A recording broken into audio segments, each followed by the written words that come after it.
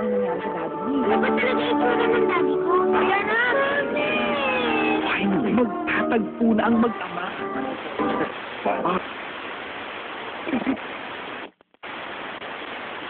Si Alex sa confession room. Bilang ating mga ina ay ang ilaw ng ating tahanan. Opo. Ikaw ay papasok sa isang dark room. At sa dark room ay may isang lampara na kinakailangan ninyong pailawin. Yun ay kung nais niyong imbitahan ang inyong ina. Matapos mo itong sindihan, sasabihin mo ang iyong mensahe sa harapan ng lampara. Hi, Ma. So, first of all, gusto ko sabihin na miss na kita and ayun, sana this Mother's Day makasama kita. So, ni-invite kita na pumunta dito and sana makapunta ka kasi miss na kita. Thank you very much for everything and I love you so much, Ma. Hanggang sumunod na rin ang ibang housemates. Parang may doubts po ako if pupunta yung mom ko. Tatakot din po ako na baka po may hindi po siyang nagustuhang nakita sa akin dito. Pero gusto ko po siya makita. Gusto ko po makita yung mom ko kasi na-miss ko na po siya.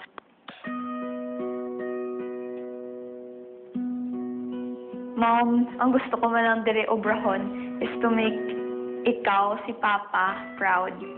So, Mom, gusto ko lang tani makita ikaw. Gusto ko lang tani makita ang imo sweet smile.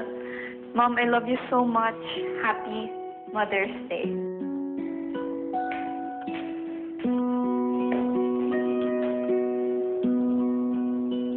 Nice na nag-imbitahin dito sa bahay ni Kuya. Gusto ko sana matikman ng yakap mo. May sumama na loob sa akin, no, sa'yo. Sana dito mapag-usapan natin.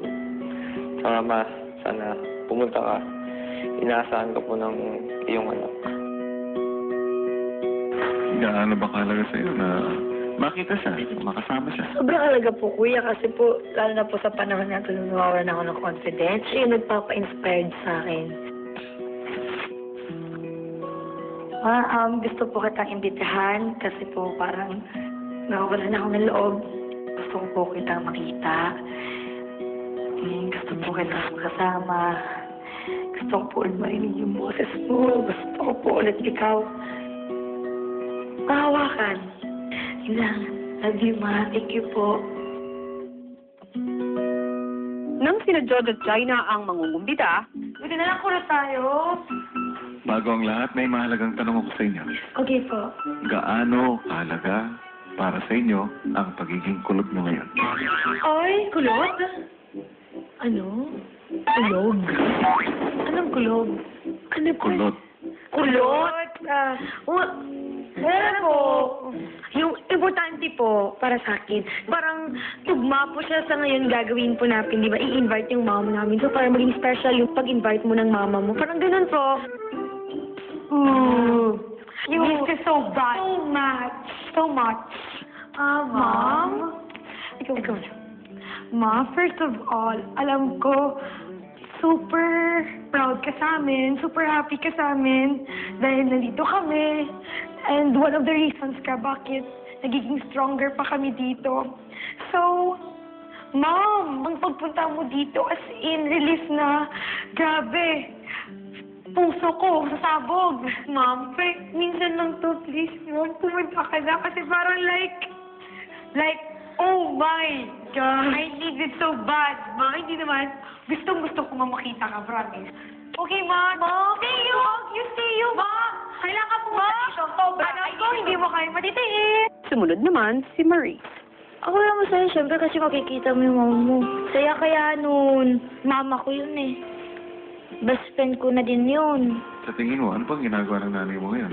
Sino kasama ng mama mo? Yung 5 kong kapatid, kuya. Kung luluwas ang iyong mama, sino babantay? Ewan. Hindi ko alam. Tatanungin kita, iimbitahan mo ba ang iyong ina na pumunta rito? Ano ba? Puluhan ako. Bakit ka naguguluhan? Yung mga kapatid ko, kuya. Bakit? Ano yung mga kapatid mo? Maawa ako sa kanila kasi pupunta dito si mama. Then baka Ay, kawawa naman yung mga kapatid ko.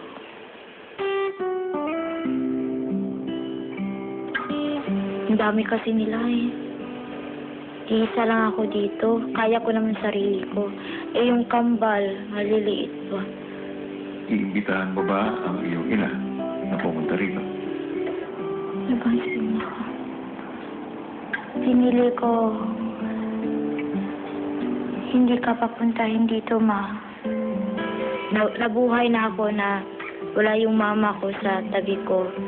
Kasi alam ko yung hirap na napagdaanan ko, na ayaw kong maranasan nila. Pero sa puso't isip ko, kuya, andito pa rin yung family ko, yung mama ko, nagluwal sa akin. Hindi dahil hindi kita pinapunta dito, ma. Hindi ibig sabihin nun, tinataboy kita, o hindi kita mahal. Tama lang yung naging desisyon ko. Kasi mahal na mahal ko yung mga kapatid ko. Susunod, ano nga kaya ang magiging desisyon ni Roy? Ayaw mo? Ayaw mo ba? Parang 50-50 ka.